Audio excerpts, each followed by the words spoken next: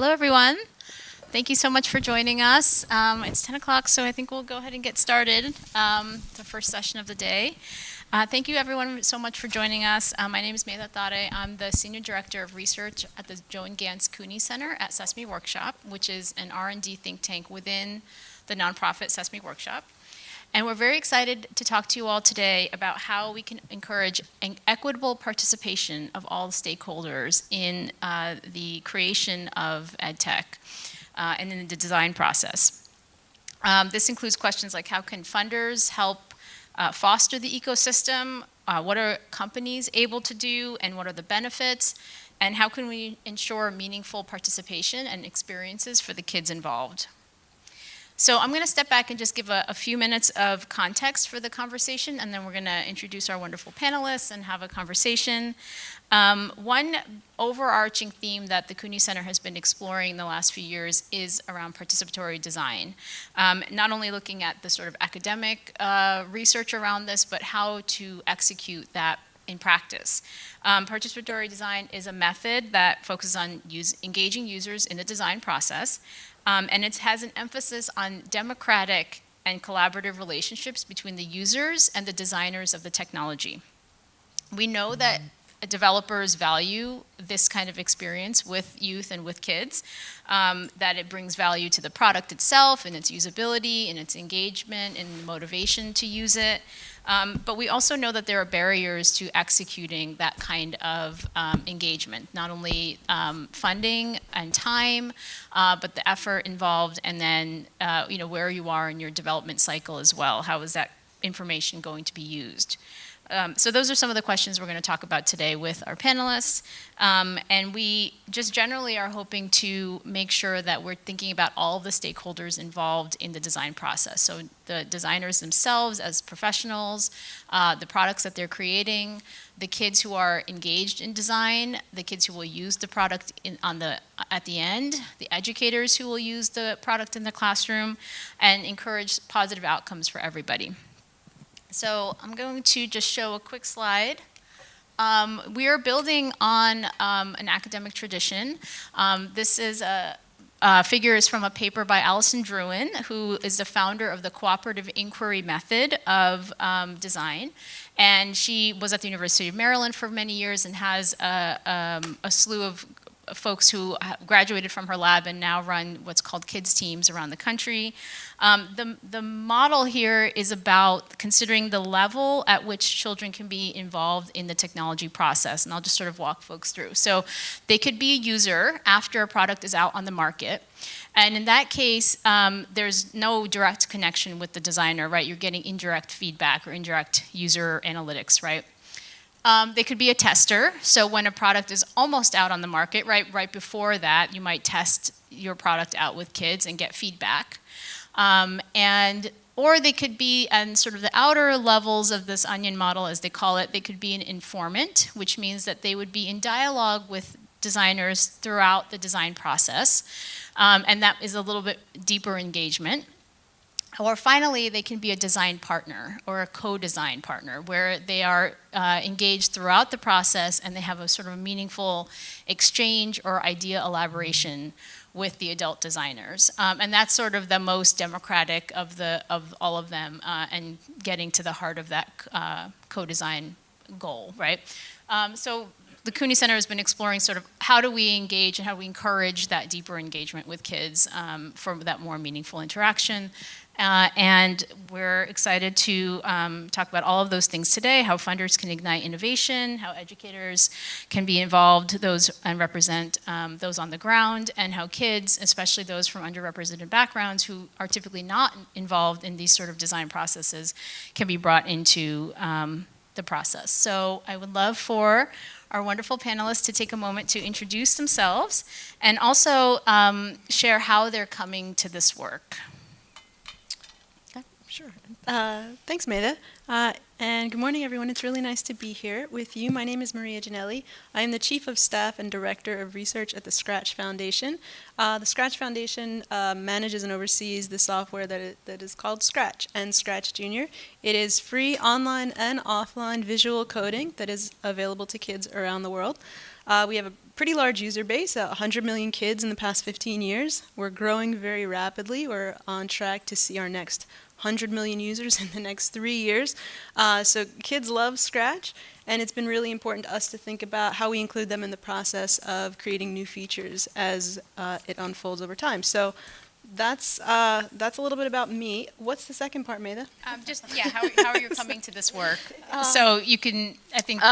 So we're coming to this work from I would say from our mission, which is a real place of equitably centered design.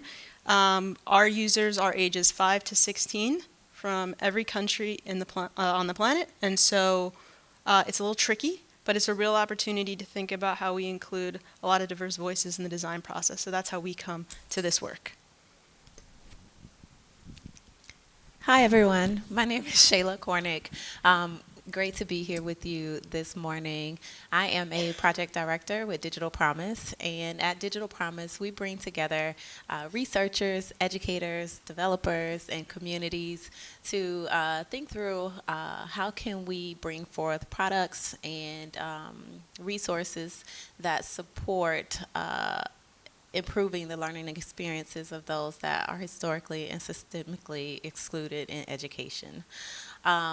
Personally, I show up to this work as a Black mother of a 2.5-year-old who is obsessed with dinosaurs currently, an educator, and a researcher. Hi, everyone. Joanna Cannon with the Walton Family Foundation. I support a number of different areas of the foundation's investment portfolio in K-12 education, but the one that I'm most excited about and most thrilled to be talking about today is our work to support K-12 education R&D. What can we be doing to create better infrastructure and supports for those who are working to design new solutions and new learnings to help us address how we can accelerate student outcomes and other critical challenges in K-12 education right now. In terms of coming to the work, I'm also a mother of a 3-year-old and a 4-year-old, both of whom also have a big dinosaur crush. But I'm also a past developmental psychologist, and so I do think a lot about questions of what can we be doing to help those who are in decision-making roles in education better understand children and how they learn and how they think, and quite frankly, just how to talk to them, to be able to make sure that they're hearing and getting the information they need to better serve the students that they're trying to improve the outcomes for. Great, thank you so much. And you can see we have representation from many parts of the ecosystem, not every part, right? We don't have a kid, we don't have a current educator, but we're trying to expand the conversation. And we would love I mentioned at the beginning a few of the challenges that are involved in doing this kind of work, but would love to hear from you all from your perspectives and where you sit, what are some of the challenges that your work addresses? Sure, I'm happy to start. So I think the challenges that the Scratch Foundation very specifically addresses is about equity in computer science and STEM. We bring computer science and STEM to kids all around the world through the platform itself, and so there's a lot of cognitive skill development that we provide. But I think sort of under the hood, or maybe not quite under the hood, front and center, is the fact that it's not just about cognitive skill development. Through Scratch, kids are making projects about the things they care about, and they can do it at any time, offline or online. And so there's a lot of non-cognitive skill development happening as well, things like compassion and communication and empowerment, things that are hard to measure, hard to see, but that we know are happening from the projects kids create and the conversations that they're having with one another. And so we're really committed to making sure that Scratch remains available for free forever.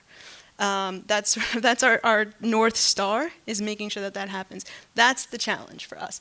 When you run software that has 100 million users, cost is a challenge, and so that's a challenge we're facing now, is making sure that we do honor that commitment to free access to this kind of software that can help kids, largely from underserved communities, develop the kind of skills that will help them to be successful in the future.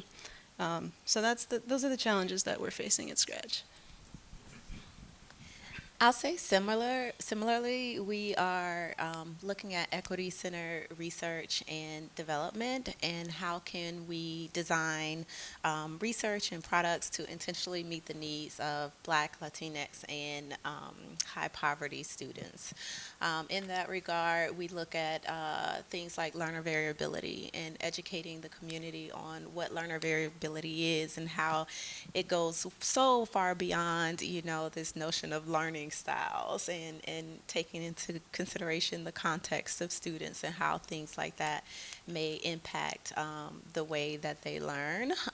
So looking at that from many different facets, from the perspective of the type of research that we do, the ways in which products are developed are some of the things that we do. Even with design, I worked a lot with product development teams, and so partnering them with people in the communities that are closest to the problems they aim to solve.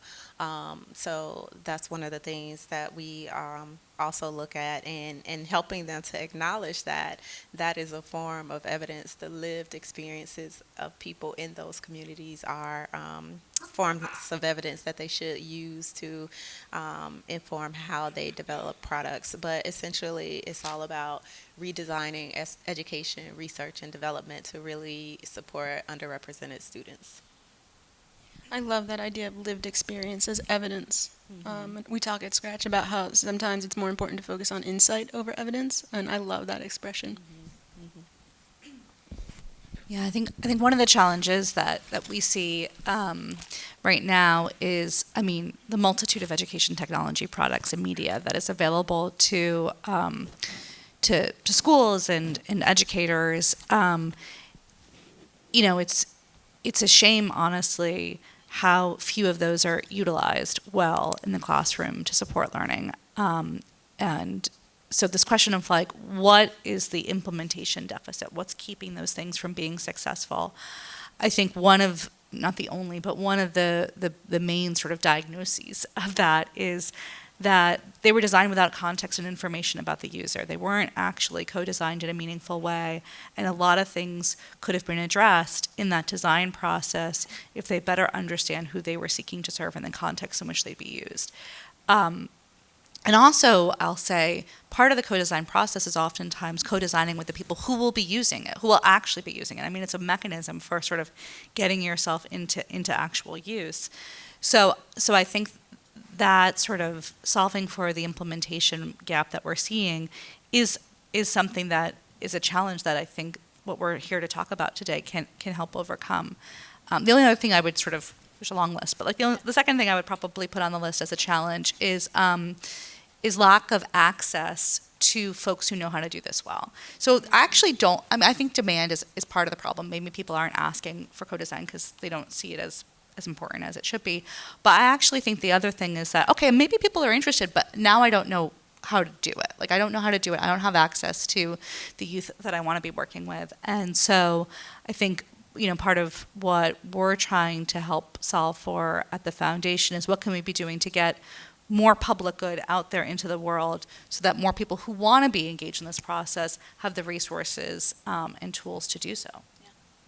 Absolutely, and these are some pictures from the Cooney Center Sandbox, which is an initiative that we've started with support from Walton to bring access to co-design to more folks. So I'll stick with Joanna for this next question. What is your role as a funder to encourage this type of work? Yeah.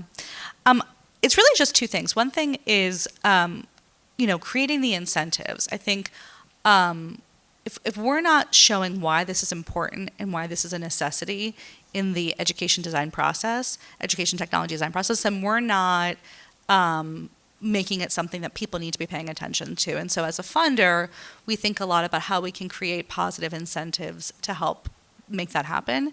And quite frankly, one way we do that is, we support efforts like Sandbox and Vital Prize that do that work. But the other way we do it is we sort of make it a condition of a lot of the funding we do. If you're going to get investments from us, what have you demonstrated in terms of your ability to engage in these kinds of processes? And then the second thing that we do, that I think is important, is we look for what are the ways we can create, easier, faster ways for folks who are interested in doing this work to be able to do it well.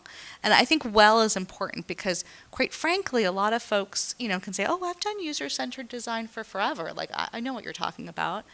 So I think just clarity on, what's the model, which you all will talk more about, that actually is the standard, the high bar that we want to be setting for quality co-design, and making sure that we're, amplifying those exemplars. Yeah, I'll just say that embedding it in a program like the Vital Prize Challenge really opened the eyes to some product development teams that it was something that they needed to do. A lot of the teams would come into it at the beginning. We did a survey like, oh, have you engaged in co-design before? And they were like, yes, we have. We get feedback all the time from these different audiences. And so embedding it into that program really opened their eyes to what true co-design might look like.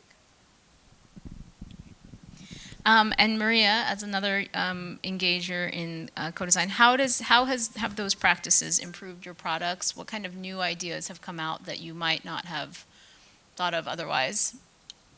Yeah, so I think there are two big ways that co-design processes have helped to improve products at Scratch. The first is that through co-design, we learned the importance of making sure that kids could see themselves in the possibilities that the platform provided to them. And what that looks like in practice is Scratch is available in more than 70 different languages.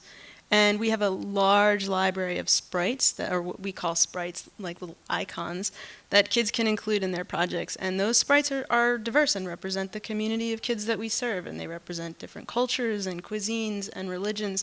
And that's been really important to make sure that kids can put themselves in the projects and see themselves in the landscape of options that we've created. And the second one is closely related. It's not just about making sure they can see themselves in the software, but it's about actually letting them insert themselves into it. Kids like to leave their fingerprints on things, the way we all do. We get caught up in making avatars when we make a new account for something. We all like to put our own fingerprint on things. And so the way we do that in Scratch is we let kids create their own sprites. So there's a canvas part of Scratch where kids can sort of have a paint editor and they can make whatever they want to appear in their project. And in fact, as of today, 15% of all projects on Scratch don't involve any code at all. They are completely art-based. So we know that there's real value in giving kids the space to create what they want in Scratch. And then the other thing is we let kids upload photos and audio, which is kind of a tricky thing to do from a security, safety, privacy perspective. And there's a lot that has to happen under the hood there to make sure we're keeping kids safe. But 41% of all Scratch projects contain audio that's been uploaded by kids. So we see in our data the value of letting kids put themselves into the projects that they're creating. And then the other thing I'll add, and it's sort of tangential to the conversation so far because it's been very product specific, but I think there's also value in engaging in co-design processes around program development as well. And so at Scratch, the foundation is very new. For those of you who don't know, Scratch software was created at MIT back in 2007, got very big very quickly, and it's just been 4 years since we spun out into a foundation to try to develop the infrastructure to sustain it over the long term. And so we're now thinking about putting the programs in place that will enable us to have that sustainability. And one of the things we're considering is a more formal engagement program with our kids who are sort of super users, the kids who are making hundreds of projects, who are in Scratch as their social network over TikTok and Snapchat and Facebook. How are we creating a space for them and giving them opportunities to really see themselves as leaders in the community and to let them serve as mentors to other kids? And this could have profound implications because we're talking about 30 million active kids a year just in the online platform alone. And so we're just now starting conversations about what this kind of sort of, I don't know if it's college or career readiness sort of path could look like in Scratch, but it's very important that we include kids in the design because we want it to reflect what they tell us they want and need. So I think there's a program component as well. So that's how we use it to improve the work we do at Scratch. Can I just add on? I agree entirely. Sometimes in a lot of education R&D, we sometimes are very focused on technology because it provides some really powerful instances and use cases for the sort of design process. But it's not exclusive to it, to your point. In fact, really, the principles are equally applicable to program, school design, you name it. And I think this is also sort of, picking up on sort of what you're putting down, Maria. Like, there's also just sort of like a question of like, at what stage in the process? There's so many different entry points to when you can be engaging with youth, and maybe sometimes people, get very focused on one point in the continuum, and they lose sight of the multiple touch points that can be meaningful. Yeah, I think that's right. And the diagram I showed at the beginning shows like if you wait too long, then your thing is more or less baked, right? You don't have the flexibility to make the changes that you might get from insights that your users are giving you. So the earlier you bring people in, you might see things that you never would have seen before, and you won't go down a path that you then have to backtrack or not execute because you don't have the time and resources anymore to do that, right? So the timing is really important. Shayla, can you talk a little bit about, from your experience, and you mentioned a little bit already about the designers' eyes being opened, but who else in the ecosystem do you feel benefits from the co-design process? Everyone. Yeah. I literally feel like everyone benefits from the co-design process. I spoke a little bit about the Vital Prize Challenge. Essentially, it is a prize challenge that brings together early stage product developers to help them bring forth more innovative technology solutions for K-12 with an intentional focus on supporting underrepresented students and populations. As part of that challenge, we partnered the product development teams with educators that they did not know that were not part of their teams, and we went through this very intense matching process to bring forth a different perspective than their own, and a perspective that could provide them insight into the communities that they were hoping to impact. As I shared earlier, the experience was eye-opening for a lot of teams. I think later we'll talk a little bit about some of the challenges around that. But essentially, we found that the process not only led to helping the product development teams better develop their products to meet the challenges that they were hoping to solve. And ultimately, we hope it leads to better products that teachers and students will want to use in the classroom. But we also saw something very interesting with the educators. The educators talked about having a voice and being able to use their voice in that design process and what it meant for them, the confidence that it gave them to now speak up in their districts and their schools about different technologies that they may be forced to use that they had no say-so in, being able to evaluate more effectively other EdTech products that they were using or have been introduced to. So there was something interesting that happened from the educator's perspective that it was not as apparent as what we expected from the development side. Similarly, we partnered the teams with students, and I'll say the students was more so at that informant level, didn't quite get to that deeper level that we would have hoped. But even with the students, they talked about how it made them feel like their opinions mattered. Which is really powerful when you think about the development of students' like personalities and identities, and being able to actually speak up and say when you like or don't like something to an adult. So we feel that the process truly benefits everyone involved, and definitely the communities. At the end of it, we hope to bring forth these different solutions that will ultimately lead to better experiences for everyone. That's great. Yeah, we have another initiative at the CUNY Center that has a youth design team component, and the high school students are from around the country. They're meeting with designers, including we have one right in the audience from our fellowship program, and they're getting to ask really great questions to folks who work at big companies that they wouldn't, get to interact with otherwise. So it's a really good. It's enjoyable for everybody involved, I think. So I wanted to follow up with Maria a little bit about engaging populations who are hard to reach. In particular, I know that Scratch obviously has a global presence and a global community. So how do you, work with those folks or any other populations that you, that might be more difficult to work with?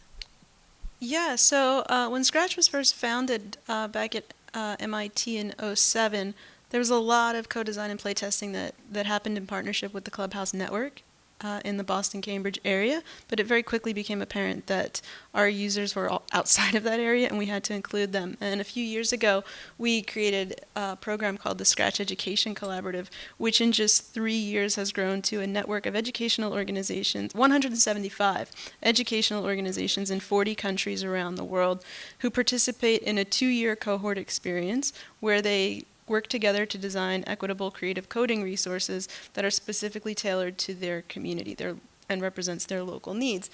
After the 2-year experience, we of course remain in touch with these organizations because we've become close with them, and they've become a real source of not just information, but long-term partnership opportunities for us. And so there are 3 ways in which I think they have really been wonderful partners. The first is the SEC allows us to expand our reach, and I mean that in terms of numbers, right? The sheer scale. Through the SEC, we can reach millions of kids around the world and get feedback from them, but also representing the diversity of our constituency. And so we are in conversation with people all over the world who are using our product regularly.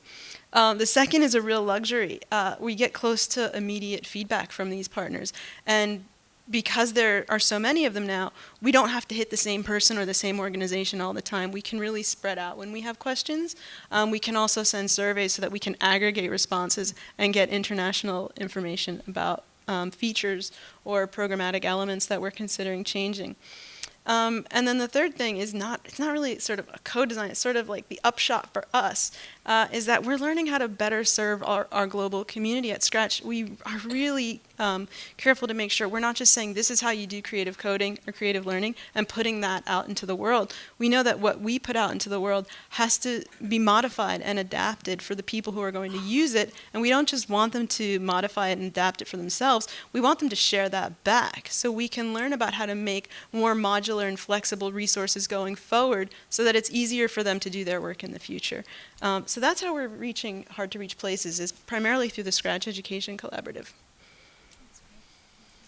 I'll share an example also from the CUNY Center. So Shayla mentioned learner variability earlier, and we did a co-design session late last summer with kids who are 9 to 12 years old from across the country who are identified as reluctant readers, and we wanted to learn more from them about their experiences and the barriers and challenges they feel when they're asked to read. And so I have an audio clip from this is I think 10-year-old girl. We have 2 clips, I'm going to share one of them now, who's talking about the importance of making reading products, in particular dyslexia friendly. So here's some of what the kids have to say. I have dyslexia, and I've seen a lot of games with like this, and my friends are saying they're really fun, but they're not dyslexia friendly. So there's no like reading option, like you can't click a button and it reads the word for you. And if it's not dyslexia friendly, I don't think a lot of kids with dyslexia would probably want to play it, but they couldn't read the words that well. So it needs to read some of the words for you. Yeah. You still find the words and stuff. You just need a dyslexia friendly option. Excellent.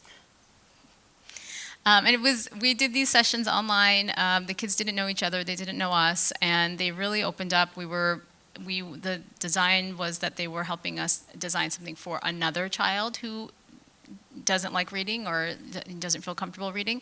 And so they were giving us ideas on what that thing should look like for that other child, right? And so she gave this really great example of making things dyslexia friendly, because if you can't even read the instructions for a game, then you can't play it, right? So you're already creating a barrier. She wants to be able to hear the instructions of a game before she then goes on to play. And she knows that it's not going to be able to read everything to her if it's a reading game, but she wants some of those barriers lifted, right? So I think, when you include kids who might not normally be asked these questions, or who are neurodiverse or coming from different experiences. You're going to hear new ideas and answers. Shayla, do you want to add any on engaging different populations or folks who might not typically be involved? No, I'll just say just really trying to engage with and build relationship with the various communities that you hope to serve is just incredibly important. And even if you don't already have those relationships, reaching out and establishing partnerships with other organizations that may can lead to better products and better outcomes in the co-design process. Yeah. I mean, I think it's the right question to ask. I think we're still struggling as a field to get people the access they need to the populations that they're seeking to serve. But I do think it's the one thing we can do is we can call people's bluff sometimes too. If they're saying, "Oh, I tested this," and then you sort of dig further and you find out, "Oh, on your own child," which isn't necessary. You guys know what I'm talking about, right? Like, or like, it's the like just being okay. So, but you're looking to serve with this, but so how do we overcome? Because just because that might work well for my 4-year-old doesn't necessarily mean that that's going to work, for other 4-year-olds, and in particular for ones with different backgrounds. So, being able to get people access to classrooms. I'll also say sometimes it's not about classrooms, going through a school district is one way to be able to engage with educators and engage with youth. But you can also meet people where they're at. Community centers, organizations that work in communities, libraries, working with organizations who may have their own access to youth, or other mechanisms for being able to reach the populations you serve. And I think sometimes people just sort of stop at going through a school district, which is a process and an important one, but not the only one. Absolutely. We did after-school programs, and we did work with Scratch Junior with kindergarten and first graders. That was really great. We went to them. And, so Maria, I would love to hear from you, and Shayla also. Maria, what do you do after you do these kinds of sessions with kids? What happens next? Yeah, I think we have a slide for that. Yeah. Yeah, there's going to be a test before everybody leaves. So this is actually the sort of product side outcome of the co-design work that we did as part of the Sandbox project at CUNY that Walton supported. And so after a co-design session, you're left with essentially a lot of field notes that you then have to sort of figure out, like, what product features does it align with. And you have to aggregate and sort of count frequencies of what kids were talking about, like, to get to the research side of it. And so we collaborated with a great organization in New York called the Giant Room, who participated in these co-design sessions with us. And each little string of text that you see in the box is a description of sort of a feature request or something that the kids said that they would like to see. And it came up frequently enough that we counted it as something we would like to try to achieve. And so the y-axis is the lift, how complex is this going to be for us to pull off, and then the x-axis is, how important is it. And so that's how we map things for co-design, is we want to get a visual representation of how much work came out of the session, and then where does it fit in terms of what we need to focus on versus basically what we have the capacity to focus on. And so it comes down to 3 things basically once the co-design session is over. And so there's the priority and effort that you see here. Then once you have all this laid out, there's road mapping and internal capacity, really understanding what can you reasonably achieve and insert into the existing roadmap that you have. And then the third, like, not to be crass, but it's fundraising. Because you can't, until you do co-design, you don't know what's going to bubble up. And so you're not actually sure what you need to fund in order to do. So there's a fundraising component that happens after co-design in order to execute and deliver on the sort of the so what. And when you were speaking earlier, Medha, I was thinking, fundamentally co-design is both formative and iterative. You're learning before you build the thing. You want to make sure that your users are informing what you're creating, but you have to keep doing that. You don't just do it once and then say you're done. And so there's sort of a fundraising cycle that has to happen alongside that in order to do it well in the long term. Maria, you took the words out of my mouth. Great one, Shay. I was going to say that it's just an iterative process for continuous improvement. And so what we find that we actually had through the Vital Prize Challenge, we had teams document the sources of feedback that they received and the suggestions that they received, whether from educators or another team member. Everybody's insight and recommendations were documented along with the source and then kind of next steps. And then in some cases, those some of the criteria became things that they moved to development, and some became, okay, we have to table this for later due to funding. But in other cases, it might, be this kind of back and forth kind of process between the educators or the students of trying to dig deeper and understand further the why behind the recommendations. So it's definitely an iterative process. I don't think it ever really ends, especially when it comes to the development of EdTech, because is it ever really finished? So it becomes something that teams use and iterate on throughout the development process. But I would say more broadly, it provides a foundation for deeper connections to the communities. Deeper connections to the educators and students that they're aiming to serve. We recently had an award ceremony for the Vital Prize Challenge, and the winners, many of them brought their educators along with them, and they're like, no, this is our team member. They're coming with us everywhere now, and so it was just really amazing to see what happens in terms of the community connections when co-design happens in the way that it should. Great, thank you. And I'll just add on also that impact piece is really challenging. So something the CUNY Center is trying to do is say, okay, well, we work with partners, they've gotten this wonderful feedback. How can we track the uptake of that feedback over time, right? But the cycle might be long, right? They might take some feedback immediately, they might take some feedback in 6 months, they might take some feedback in a year, depending on their capacity. And so how do we build up an evidence base for the impact of co-design over time is a challenge for sure. What other challenges or barriers have you all seen in bringing educators or students into the process? I'll start with you, Shayla. This is an interesting one. I'll say, depending on the stage of where they are in terms of development, the biggest struggle has been to share ownership with something that you have birthed. It's your idea, and now you're being told that, oh, no, these other people or this other person should share in the development of this process in terms of accountability, in terms of, ownership, in terms of just what happens next. So that true kind of co-design of sharing, collaboration, of sharing ownership and building trust. There's a level of trust that has to be established for people to be comfortable with that. So I'd say that is one of the biggest challenges initially that teams have to overcome.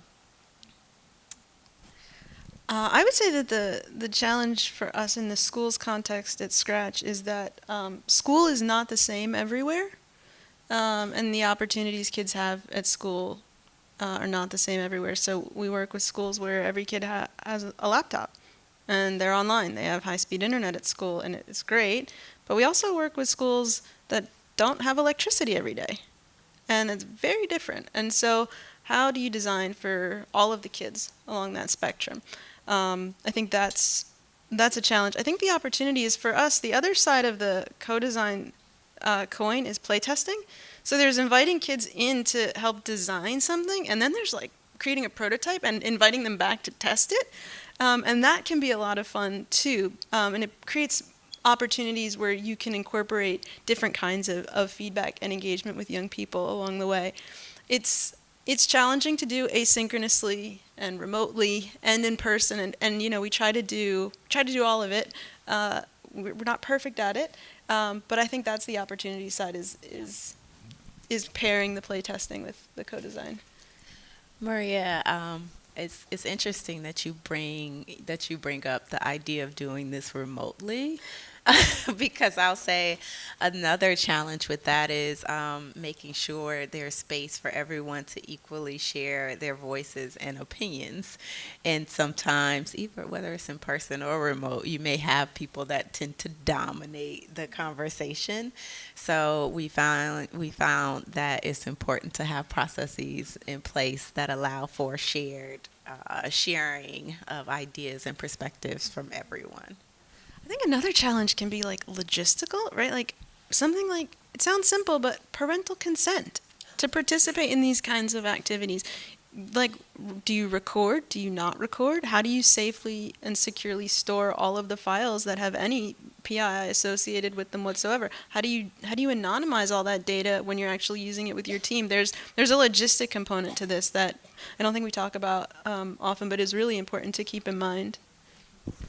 The only thing I was going to add is what I've experienced from different co-design processes is there's the actual activity of doing the work and getting support in that.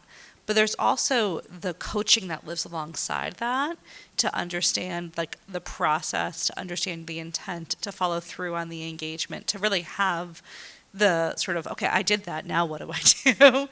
And I think sometimes like the co-design becomes just about like one portion of the experience, but having sort of the expert guidance throughout, I think is really essential. And I think it kind of goes to your point too about impact. You know, in my opinion, we're not really going to see and be able to document well for people the full impact of these processes unless we're able to really show like the exemplar of what it looks like to have the support needed throughout, a full co-design cycle.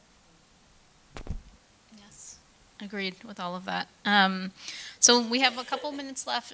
We'll do one or two more questions with the panel, and then we'll invite anyone who has questions for the group up. So kind of looking forward, Joanna, where are you hoping to go with your support of this kind of work? Yeah. Well, one is what I was just talking about, Yeah. which is like really being able to do some more rigorous impact analyses around co-design, both in terms of being able to talk about what that means from the perspective of the developer as well as the perspective of the educator or the student who is, really involved in the process right alongside them. I think the second thing is, and it's sort of related to the Vital Prize.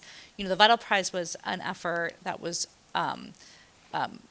managed by Digital Promise, but led by the National Science Foundation and co-funded with the Walton Family Foundation, the Bill and Melinda Gates Foundation, and Schmidt Futures. So it was a private-public, if you call, partnership with the federal government. And the sort of spirit of that is, from our seat, the spirit of that is, it's the federal government who has the largest resources devoted to education R&D right now, and their support for this type of work.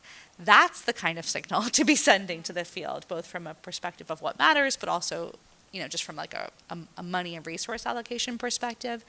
And so I've just been so amazed by their interest, by National Science Foundation and the Department of Education's interest in this type of work. And we're really enthusiastic about continuing to partner with them in ways to make sure that, philanthropy and the federal government are aligned and making sure the field knows, how important and valuable this is. So that's what's next. That was my last question. How can we signal the value of this to the field? So I don't know if Shayla, Marie, if you have any other thoughts on that topic.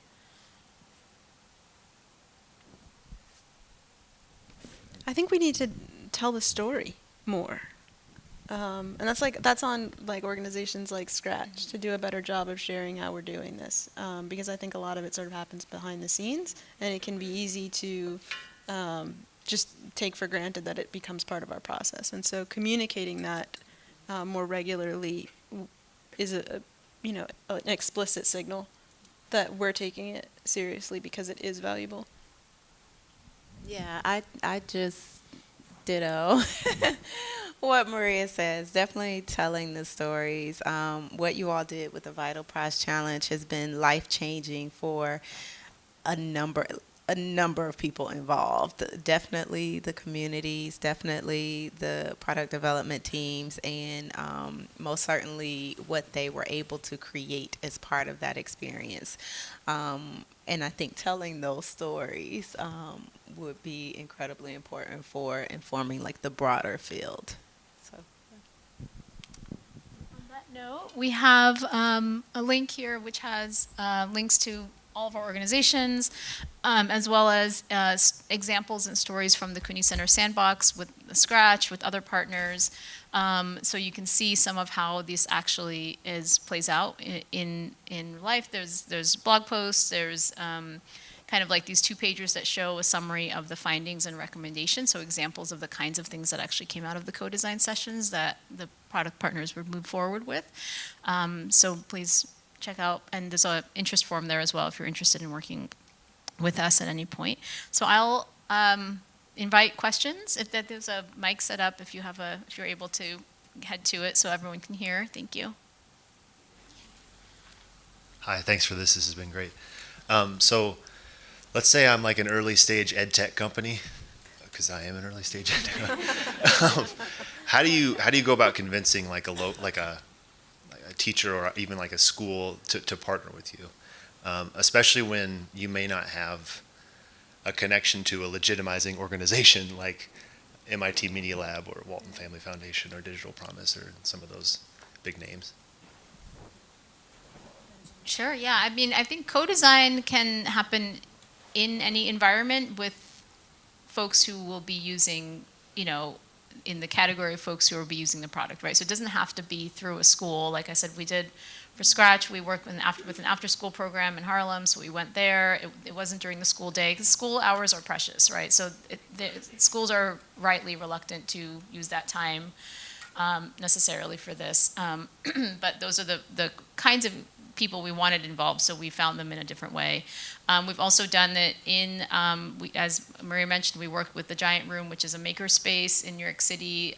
They have programming all the time for camps and after-school programs, so we work with them to recruit kids and families that way. So it doesn't have to be with the school, but it needs to be intentional in that you're seeking the population that you want to involve.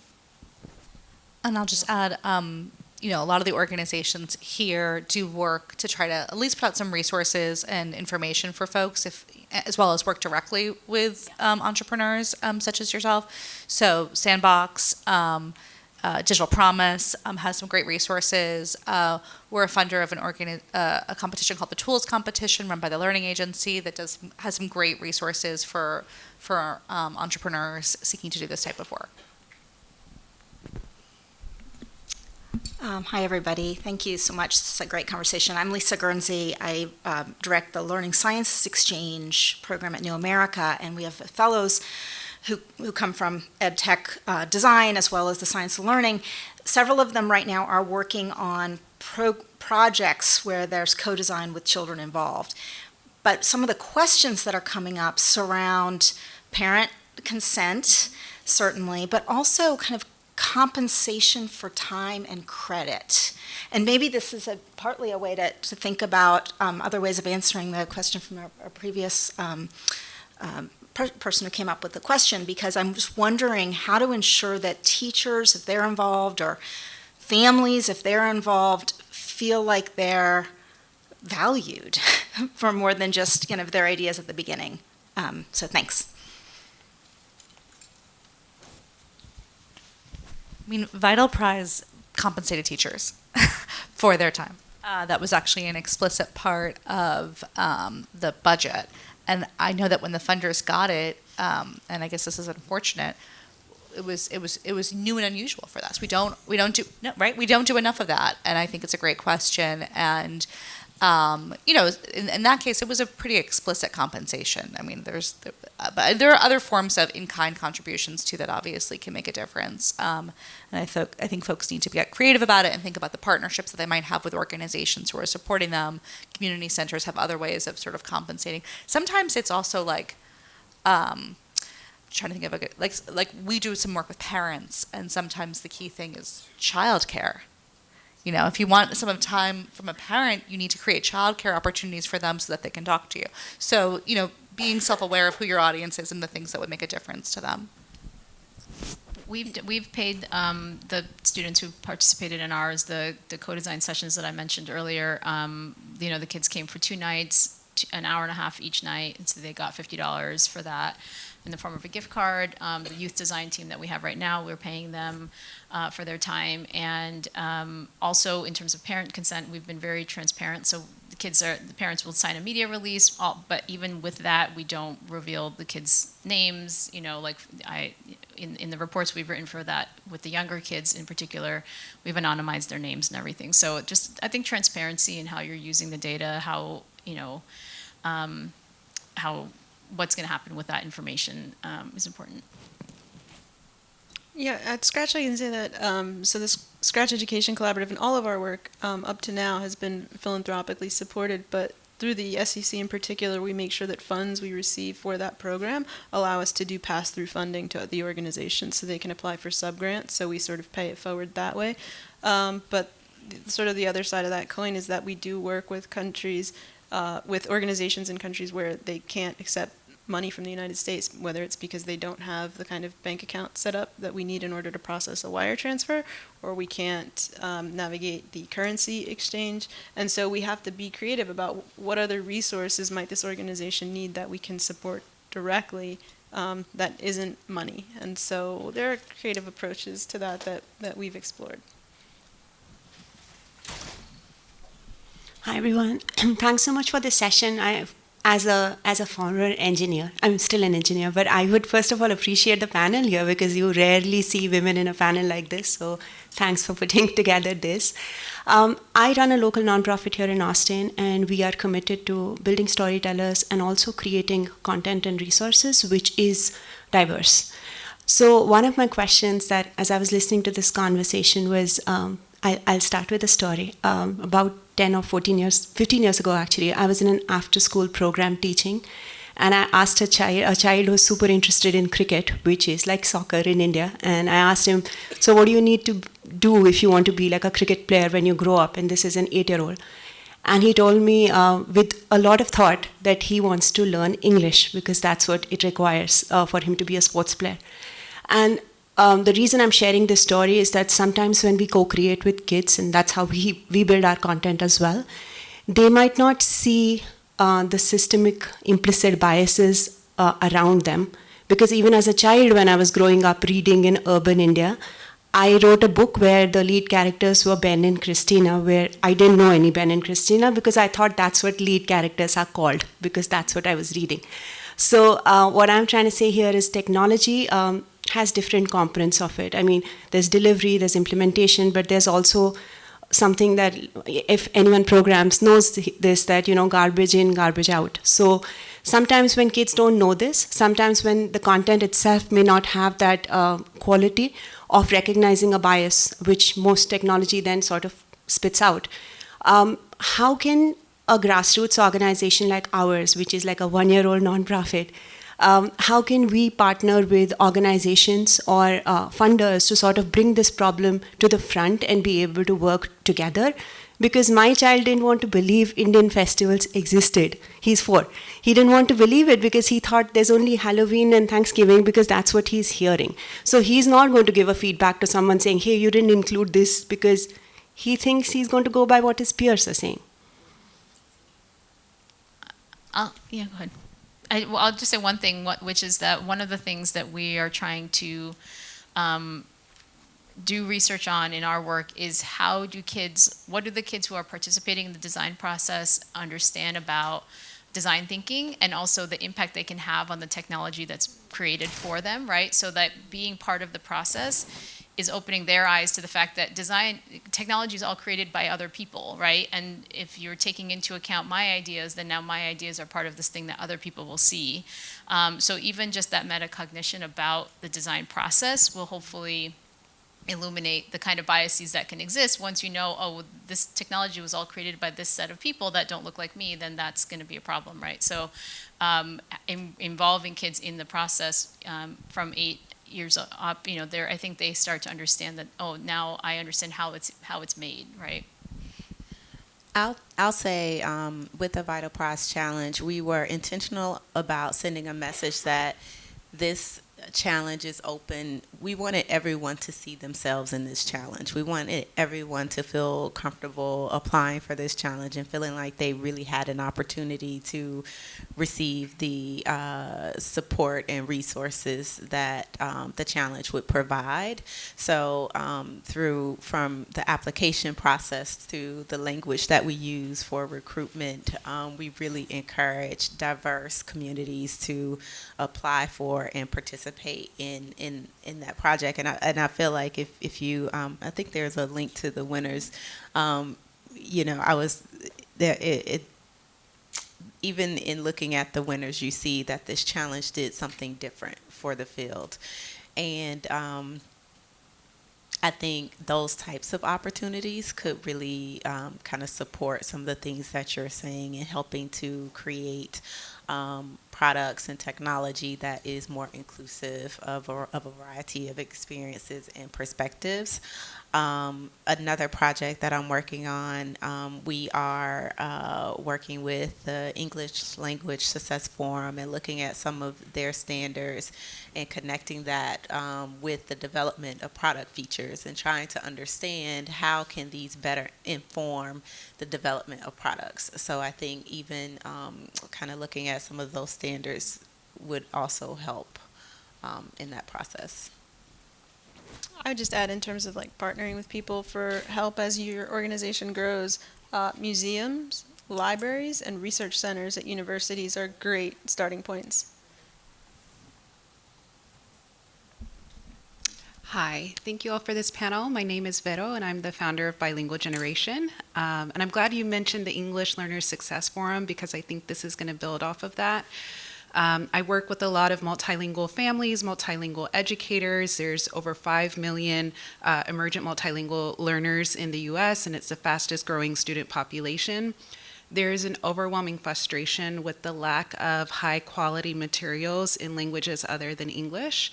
Oftentimes, when EdTech is created, it's created with the English monolingual student in mind, and then they look to scale by using AI or other technologies in order to do quick translations in many different languages. And that doesn't work when you don't design with those learners in mind. And so when we're thinking about working with co-design with students, how would you encourage maybe English monolingual speaking teams to work with communities that are not English monolingual speakers in order to co-design with them? Personally, I think we've got a systemic problem here that we're also trying to solve for. And so I think there's sort of like multiple tiers of ways of addressing what you're talking about, none of which are particularly easy. But going to like the top of the pyramid for a second, to your point, this is the fastest growing population. And I think, as we all know, if anyone who reads the news, it's affecting all areas of our country. And so there's a sort of, in my mind, a question about the degree to which, as this becomes an increasing reality for more and more school systems, they're the ones who should be demanding the additional resources needed to be able to serve the populations that they're working with. And I think there's a way to embed work more closely with those communities and with those school districts that sort of calls the question. I'm concerned that if we don't do that, I think there's not the right incentive structures for the entrepreneur to say this is going to make a big difference in my marketable product. It's fine the way that it is, where I use the sort of translation services and it gets the job done.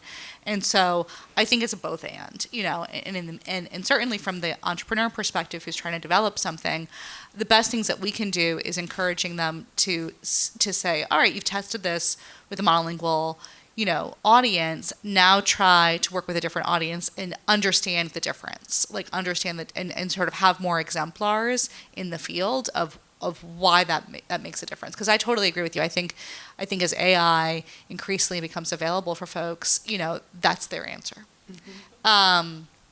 And look, it's better than not having it, but that's not the only answer. Yeah. What do you guys think? I mean, you're doing this on the ground. I hate to sound like a broken record, but we really do rely on our international partners for this work because we're not the experts in their language, in their culture, in their region, in their schools. And so we look to them to be the experts. It's a luxury, right? We are in the unique position of being able to partner with so many organizations around the world. I'll say that interestingly, this reminds me of your anecdote earlier. We do work in many schools around the world where they choose the English version because Scratch as a game is so inviting and compelling. It's an easy way for their kids to learn English, which is seen as a valuable skill. And so it's a tension for us because we think from our perspective, the Cambridge, New York perspective, we're doing a good thing by creating these translations. But in many parts of the world, they're telling us this is not what we want. What we want is this. And so we're trying to do a better job of paying attention when they say, this is what we want, not this thing that you think we want. So we're trying to show up differently in that regard. Hi, everyone. Thanks so much for a fantastic panel. My name's Ethan Pierce. I'm a multi-time founder, and my background for the past decade or so has been product design and product management.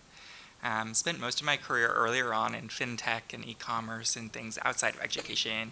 And one of the really stark differences I see coming into the education space is there's so much infrastructure in those other spaces for this user research and connecting with those users and methodology around that doesn't exist in education. So we've kind of had to invent that as we go along. Like we found Upwork to be, we spend $15 per teacher to reach out and connect with teachers for a 20-minute user interview. And like it's a very hacky way of doing that.